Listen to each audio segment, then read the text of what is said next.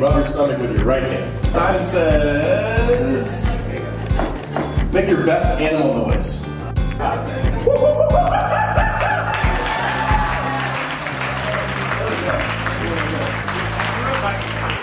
All right. I would like to introduce you all to a pretty amazing person. Greenberg, everybody.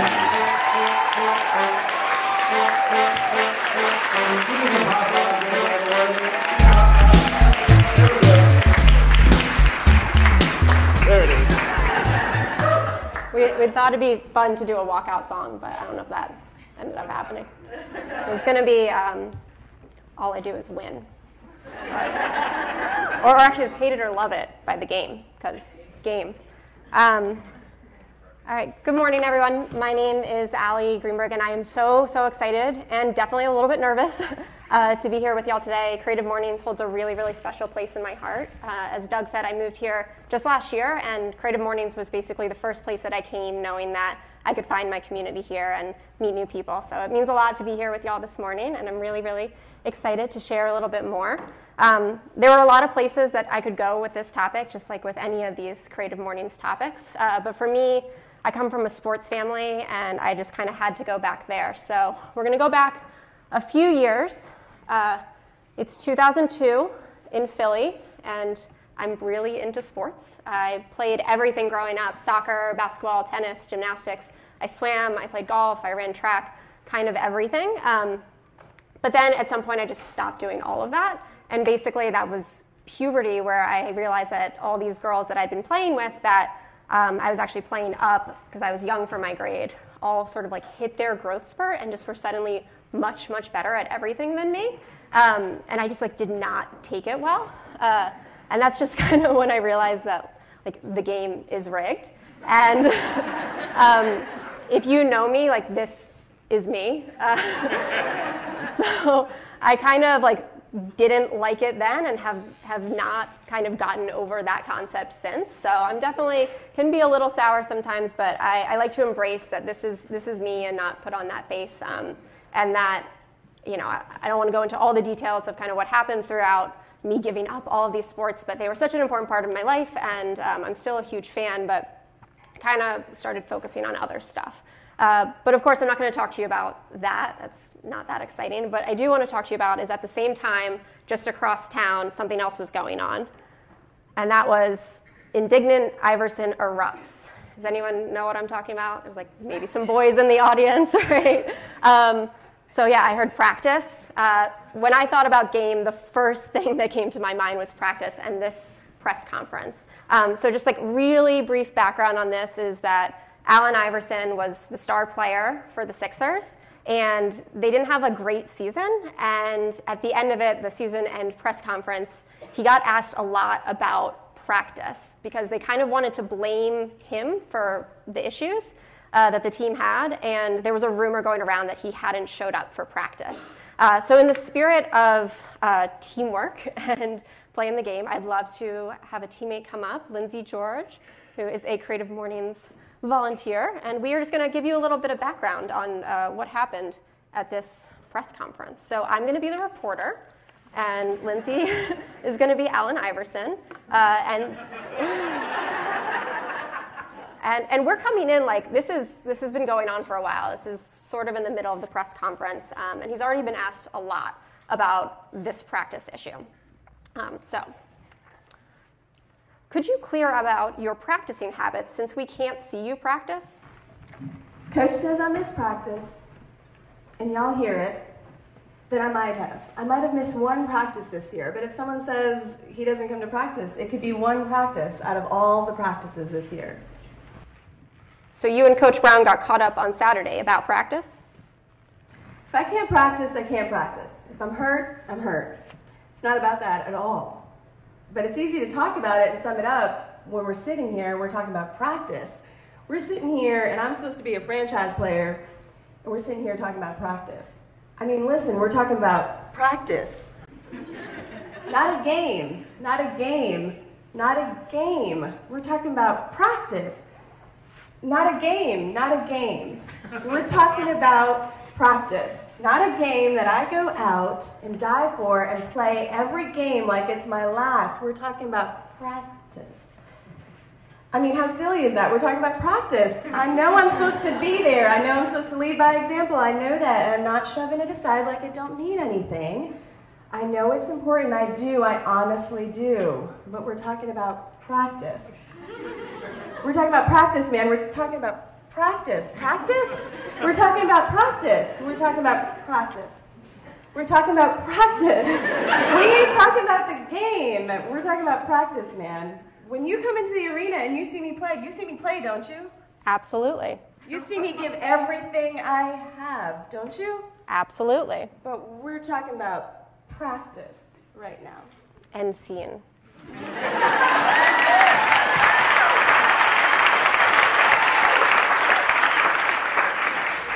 So this quote-unquote rant is so iconic that it has its own Rap Genius page where they've annotated it. And I mean, we're pretty clear on what they were talking about, right? Like we were talking about practice. No. We were not at all talking about practice. We were talking about the game for sure. A game that Iverson was just never going to win.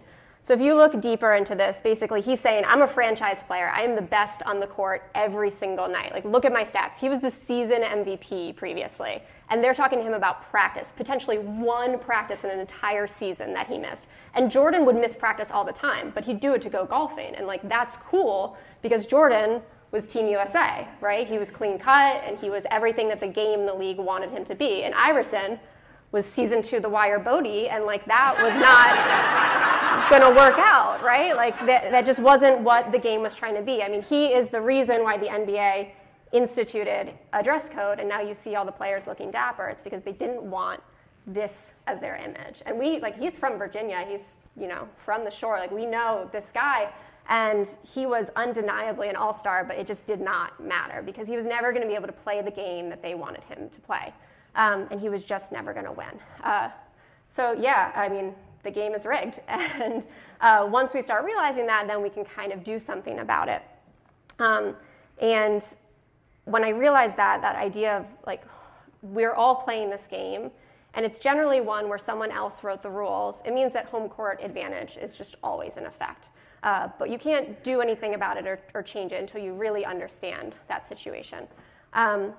So when did I really start to understand it? Yes, it started back at this press conference when I was living in Philly and paying attention to pop culture, but it really started after graduation when I was in New York. So this angry girl grew up to be a pretty angry woman. And my background is in ad agencies. So ad agencies in New York, like this one. This is like a real picture, just to it's a real, people took this picture knowing that it was a picture. So this is the team from Droga, which if you're in the ad agency is like it's a really, really well-known agency out of New York. And this is, I think from Ad Age or Ad Week, I forget which one, when they won Agency of the Year. And this was in like 2014. And this picture has lived on my desktop since then. Just because it blew my mind. They won, it was the campaign for Newcastle, where Anna Kendrick, like the If We Had Made It Super Bowl ad, I don't know if anyone saw that. It's like good, it's fine. So I guess it's like a Super Bowl theme, but anyways, my background is in ad agencies. When this picture was taken, 3% of senior creatives in the ad world were women. It's like not that much better now, maybe 5%, 6, who knows, but not great. And that's probably because this industry is still basically as tone deaf as this picture is. So an all-white cis male team, like doing sports ads, cool, for beer. Anyways, so the main story is what my background is as a strategist. And so a strategist is sometimes forgotten in the ad world because people know about the creatives and they know about the account team. The strategists are kind of this in-between role where our job is to translate in two ways. One, between the customer and the client, and be able to actually provide insight that will make a useful ad or service or product. And the other is basically just like hostage negotiator between creative and the account team. They don't get along generally. But basically, what you do as a strategist is you're a researcher, you're an analyst, you're a consultant, and your job is to gather a ton of information and distill it and basically get all the other insights than your own. So as a strategist, you're taught to not ever say, I think, because what you think does not matter.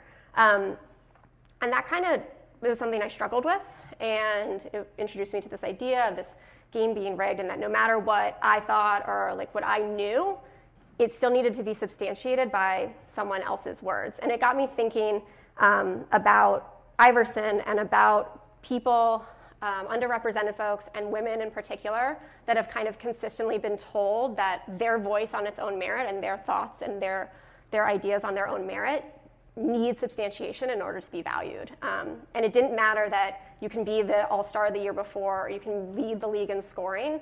If you're not playing by that particular game and you're not getting backed by the people that run the game, then, like, sorry, you're not going to win that.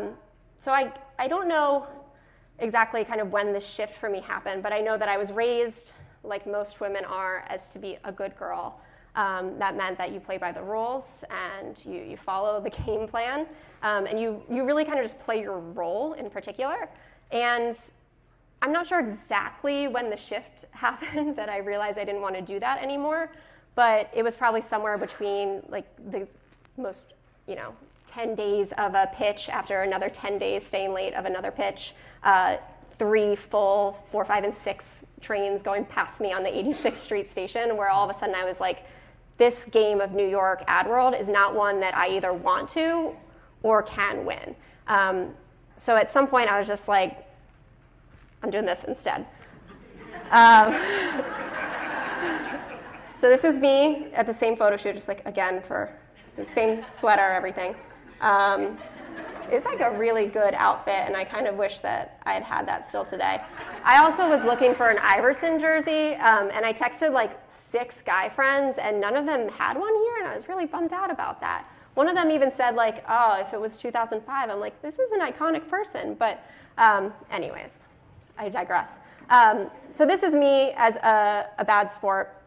And to me, a bad sport is someone who understands that there's a good way sometimes to be a quitter, that there's a need sometimes to foul out, and there's a need to sort of take stock of the rules and potentially change them. So a little more context for me, again, I like the close-ups. A bad sport, to me, is someone like Whitney Wolfe. She is the CEO and founder of Bumble, so I'm sure lots of y'all are familiar intimately with Bumble. And Bumble is really cool because it is a dating app, but it's by and was initially made for women. So it changed this really core idea of putting the power like really more in the men's hands and gave it to the women. So on this app, everyone can swipe, but if you match, the woman has to initiate. In a same-sex partnership, either one can. So there are some rules around it, but overall, it's meant to create a little bit more dignity and control in a world that's really sort of demeaning to the women in it. And the reason that she did this is because she worked at Tinder. She was like a very, very early employee, and she realized that it was just not a great setup. And then she got sexually harassed by the founders, and they, threatened her with a lawsuit, and she was like, bye, and started her own thing. And now they have like an insane market share, so it's really awesome. But with that insane market share comes just like the assholes, the same people that sexually harassed her, that basically kicked her out of this company, which was Tinder, which is owned by Match Group. They wanted to buy her because they saw that she was doing so well. And when she denied them and rejected their offer, they just decided to sue her instead. So this is an ad that she took out in the New York Times a couple weeks ago, basically saying, we swipe left on these allegations, we swipe left on this bullying, we swipe left on this harassment. And people like Whitney are just standing up and saying, we're going to build something better for the people that haven't had it before, and just like, screw you if you're going to try to take us down. You're not going to win this. We're going to keep going. So I think she's just an awesome bad sport. Additionally, Serena Williams, amazing, well, like great sport in some ways, bad sport in others in a great way. she does not settle for being anything less than just the best, full stop. No qualifier needed. And one thing that I love from advertising is sometimes its potential to really make a statement. So I shit on it a lot, but I do love this campaign, which has Serena as the greatest athlete ever. Not the greatest tennis player, not the greatest female athlete, just greatest athlete ever. And I bet, like, we can't make an argument against this. Like, it just is. She is. And I just love how unabashedly true this statement has been made through this campaign. And then lastly, Omar. Really great bad sport. So if you don't know Omar, he is an iconic character from The Wire, which is the greatest TV show of all time. And he's a stick-up artist. So what Omar does is he robs drug dealers. So he doesn't deal drugs. He just robs them, and it's just fantastic. And Omar is really great because he plays such an integral role in not only that show, but in that entire ecosystem in that world, by just understanding the game that he's in and deciding to just play it differently or play it to his advantage. So he has a great quote when he's on the stand testifying, and they're trying to discredit him and basically say, like, you're a stick-up artist. Like, why should we listen to you? And he says, I have the shotgun, you have the briefcase to a lawyer. It's all in the game, though, right? And, like, it definitely is. Omar used the tools and the skills that he had available to him to work within the game. And it meant that neither of them were no less a player in that game. So I just really love Omar, and he's great. He also has the idea of a man's got to have a code, and it's like the most iconic line ever. Anyways, so what did this angry girl kind of grow up to do? So after the ad world, I did come here, and I started a space called The Broad. And I kind of like to think that I have the shotgun and the briefcase. So the briefcase is the part of me that recognizes this opportunity, recognizes this potential, has the privilege to be able to do it, and is able to utilize the resources available to me and sort of brush off like some of the criticism. So I went to a school called Washington and Lee. Like, I can hang with old Richmond, and I also can like recognize where the opportunity is there. And then the shotgun is the part that's just like, let's just blow a hole through all of this. We've recognized it, and let's do it. So what I did was start a place. The business is not a nonprofit, which is like often the first question I get asked, as if the idea that creating community for women or underrepresented communities inherently has to be philanthropic, which I think is a really interesting thing that get asked of a lot of women in particular. But no, like, we're a business. I'm down with capitalism, and I think if you can be a socially conscious entrepreneur, then all the better, because you're able to create real economic change. And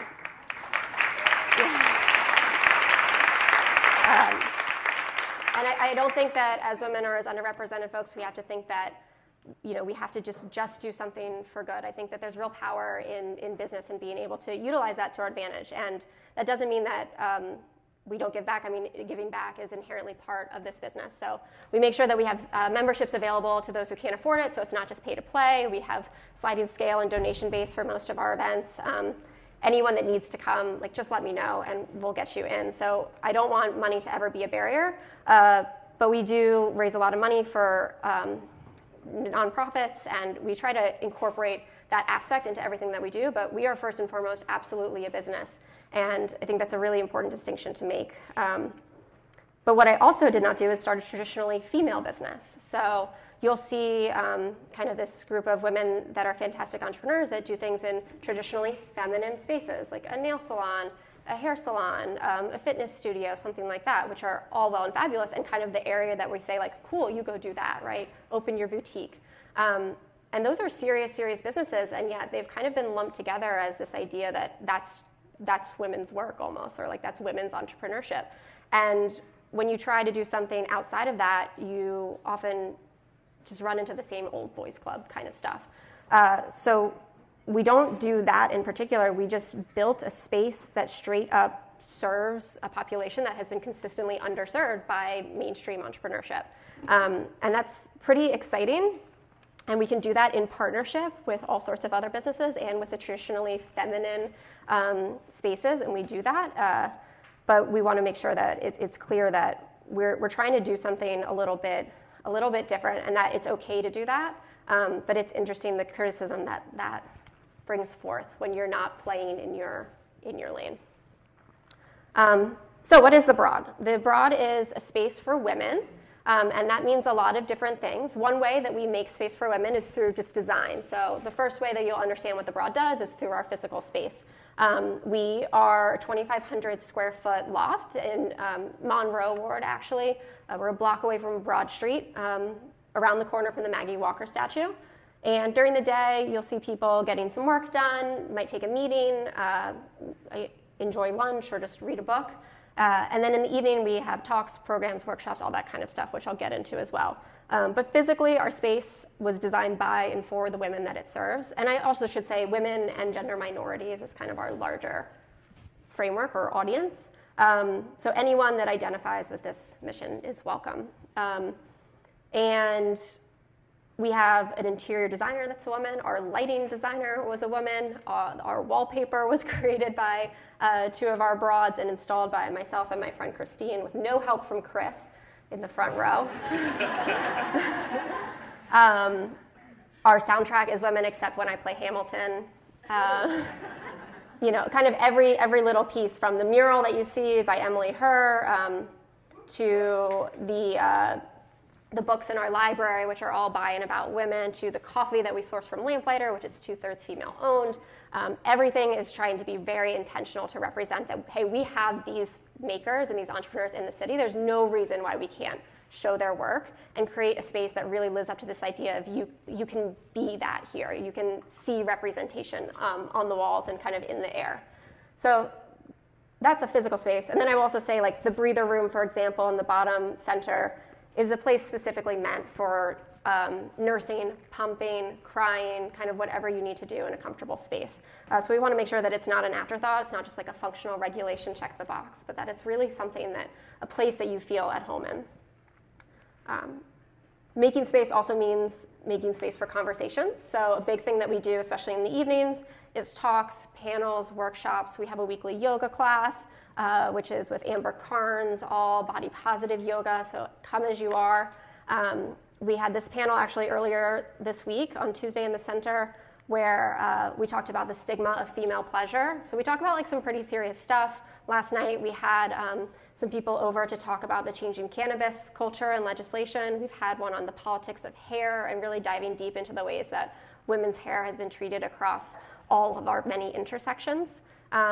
And then on Monday, we're going to talk about ethical fashion. So it's not all serious, but we really want to make sure that it's a space where it's just as okay to talk about politics as it is to talk about nail art, where we had like a manicurist in on Monday, and that's okay. And it gets back to the idea of what is women's work, what are women's interests, what are women's lanes, and the truth is that all of our interests are valid, and we can make space for them, and none of them are trivial. So it's okay to get your nails done, and it's okay to watch Bachelor in Paradise. I'm still working on a screening, Bethany.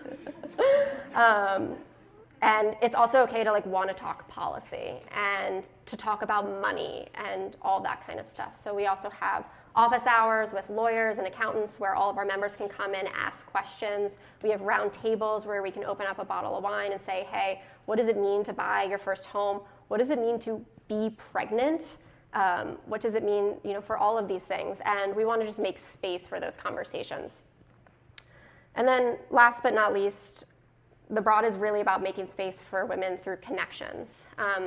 This gets a little bit meta, but the game is run by particular people, right? It's run by the people that have been in power. And the reason that they can stay in power is through consolidation. They have spaces. Most spaces are for them. But they do have particular spaces and institutions and groups, right? And the only way that we can be able to compete with that is through creating our own. So the Broad is really a social space and a community center, but it's a place that we can come together, and we're hopefully, when you walk in, you get a hug, and you meet someone new, and hopefully we can just create more space for connections and strengthen those and meet new people across this entire city and its true breadth. to be able to have some consolidated power and be able to move forward from there. So those are kind of some main ways that we do that at the Broad. And in addition, back to like the capitalism talk, which I didn't think about in my notes before, but with this consolidation of power, like ultimately, we are going to be able to create economic change in the city and then in the state. And that is one thing consistently over history that the game runners cannot argue with. Like you just can't argue with making money. So it's just proof. So every new member that we have, every successful event that we have is just further power to the larger idea, which is not like me making money. It's then we can reinvest in the community and we can provide more memberships and more access and more programs so that we can get more business plans written, so we can get more females funded, so we can have more female investors to invest back into the community. We can change policy. Like all of it is a much bigger idea, which is a really exciting one, and way, way more than co-working, which is sometimes the easiest way that you can distill this idea down. So I talked about being a little bit a bad sport and how I've done that in the past. So I wanted to share a few new rules. Some are creative and a little fun, and the ways that I've thought about acknowledging that the game is rigged and then being able to move past it. So the first rule is to heckle the ref, which I think is really, really fun and very, very important. So who is the ref? The ref could be like anyone in a position of power. That might be a team lead, it might be a client, it might be your uncle or a partner. But being able to speak truth to power is basically the only way that power can hear the truth. So this could be like super, super simple stuff, like your friend just being a little bit of an asshole, or it could be like a major issue at work. But the best way that I've found to deal with this is through creativity. So this doesn't mean like being a bad employee. Like you get a brief or client brief that you just were like, this is stupid, like we're not doing it. That's not the answer. The answer is to respond back in maybe a creative way and be able to push it a little bit. So what I really love is this project, Build a Patriarchy, by Patty Matches. It's Maciez. I'm not sure how to pronounce that. But she's an artist out of San Francisco, I believe. And what she does is, for the last couple months, like a year or so, she has calculated the unpaid wages of her emotional labor to really show that there's a huge gap in that. So you see like diapering, meal prep, all this childcare stuff over a span of a 2-week period, which she calculates as all day, every day, which is valid, times by the average minimum wage in her area. And she gets a total of over $4,400 that she is due for this contribution to society. And that's pretty cool because then she sends them to like her representative or her state senator or just like, you know, like Department of Social Services, that kind of stuff. But my favorite part about it is the opportunity cost of not doing other stuff, which she sums up as just infinity. Because every time we're doing something kind of for the good and for the patriarchy, we're not doing other things that could benefit ourselves. So it's a really interesting way to show the value and like the unrecognized value of often women's contribution to work. And you can go to buildapatriarchy.com and calculate your own. It's really awesome because they take into account like what your local wage is, and they take into account like, and how much a white man would get paid for that same work. So they add a little extra tax to it. And then if you're a black woman, it's like, oh, wow, you know, you make even less, and being able to understand really like how we value things in society. So definitely like get your invoice. I think this is like a fun and creative way to prod the bear. So I really, really love this example. And this works just like in real life. So I had a friend, a male friend, who was just like being, like, I don't know if I can say like a fuckboy, you know? Sorry. And he's like a good friend, so it was just all in good fun, but I just decided to like show him that wasn't cool. So I just Venmo requested him for $5, like a minimum amount, right? Like it's not a big deal, but just a gesture of like, come on, like swear jar, stop doing that. And he paid me, like it's in green, so it works. So So if you know, like, are getting a lot of requests for emotional labor, like, maybe try it. It's good. If you're on Bumble, someone sends something you don't want, just Venmo them. Number 2 is don't score, pass. Which I kind of just said, like, get in the game and, like, score your own points. But I think it's really important to remember that you don't need to be the person in particular that scores in order for your team to get points on the board. So this is really based on the idea of shine theory. Does anyone know that idea? Any, like, Call Your Girlfriend fans? Yeah. We're having a blood drive for Amina today, by the way, so you should come by. Great podcast, Call Your Girlfriend. But Anne Friedman coined this idea of shine theory, which is often quoted as basically, I don't shine if you don't shine, a way to connect with others and sort of like rising tide idea. But actually what is really awesome is, the idea is like if I shine, you shine. But what it truly is if I don't shine if you don't shine, which means that, like, we are inextricably linked. Not just does you looking good make me look better, but, like, I cannot be good unless you are. And it's a really, really powerful concept to say that, like, we are all in this together, especially as underrepresented folks. Being able to band together and, like, shine light on others is extremely important. So we're in a really great position where the Broad has had a lot of positive response, mainly from press. Like, we're the first of our kind in the state. And people are curious about it, and, like, the Me Too movement, being able to learn more about spaces for women and why they matter or not. So we've gotten a lot of requests for press, which is awesome. And one of those, or generally what we do is, if I get a request and they want a photo, I'll say, great, like, when can you come? And I assume you have a female photographer that you'll be sending. During the day, we are a space just for women. And well, like, in general, sometimes we let the guys in. They always, no fail, leave the seat up, which is rude. But, like, we keep trying. We keep giving y'all a chance. But anyway, so, like, I'll just say, like, great, like, you'll send a female photographer, right? Like, natural idea. And, like, most of the time, yes. And then sometimes you get this, which is, hi, the photo editor asked me why there had to be a female photographer. He didn't take my answer because you requested it as sufficient. Does it really matter, the gender of the photographer, reporter? Like, yeah, it does. I just think that's rude in general. Like, because I requested it wasn't sufficient, which just goes back to the idea that, like, my voice and my ideas don't have value on their own merit. This wasn't a time-sensitive article. It's not something that we needed done right away. I made the assumption that they just didn't have female photographers on staff. I came to learn actually that they did. So it was just like he didn't want to deal with our request, which was odd. But I did reply back and I said, yes, it really does matter to us functionally for the same reason. Like, we are a space for women, so during the day, unless we need our AC fixed, we keep it female only. But secondly, like, we exist to make more space for women in our city and our community, and requesting female photographers is a very tangible way for the Broad and your publication to do just that. And then I did not black out these names because, like, you should hire these female photographers. These all focus in interiors, so I gave them a couple for their Rolodex.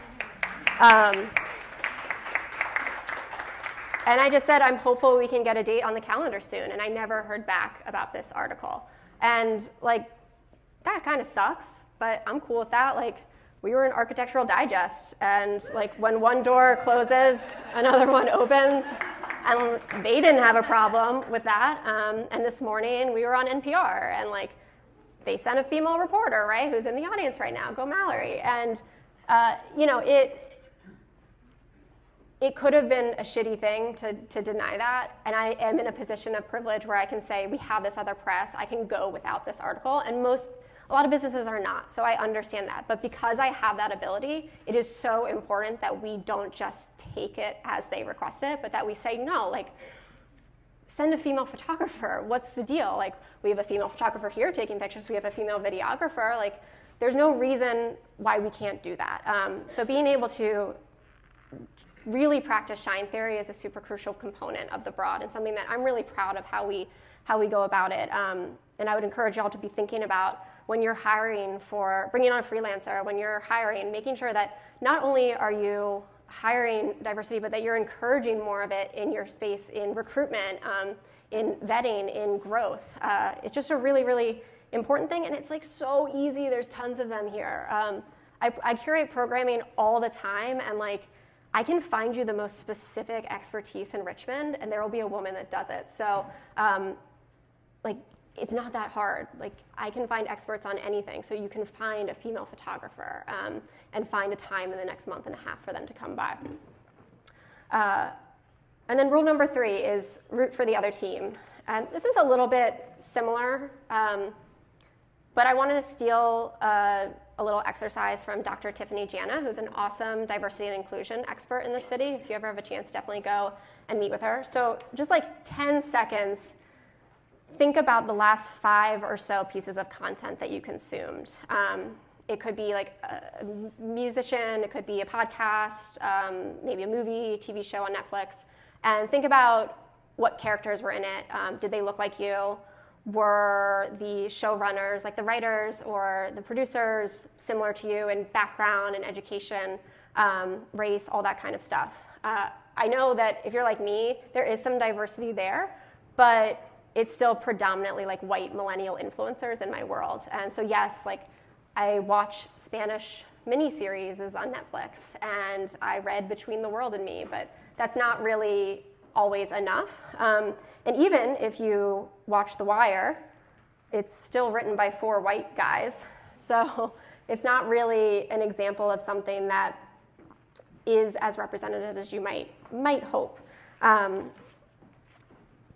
really, I would love to make, again, another economic argument that diversity of thought, opinion, and culture just makes you better. It makes you better at your job. It's going to make you more money. It's going to be able to make you reach an audience more authentically. And that's really what we're all about at The Broad, is having all these authentic connections.